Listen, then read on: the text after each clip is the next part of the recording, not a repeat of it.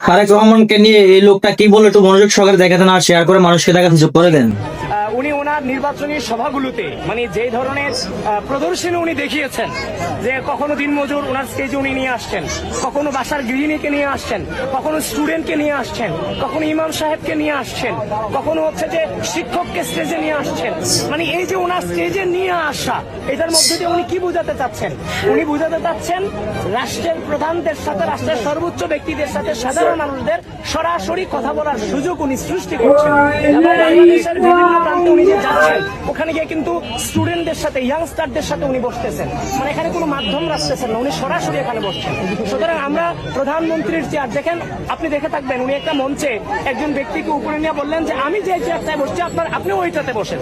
মানে মানে prime minister chair কিংবা হচ্ছে আমাদের যে পার্থক্যটা ছিল যে বিভিন্ন পার্টির প্রধানদের চেয়ার অন্য কেউ বসতে পারে না, সেই মিথ্যাও তো উনি সেদিন ভেঙে দিলেন। সুতরাং আমরা আশা করতেছি বিগত সময়ে বাংলাদেশে যে রাজনৈতিক সংস্কৃতি, গণতান্ত্রিক মূল্যবোধ এবং নৈতিকতা শূন্যের কোঠায় ছিল, জনাব তারেক রহমানের হাত ধরে পুরোপুরিভাবে বাংলাদেশে এটা প্রতিষ্ঠিত।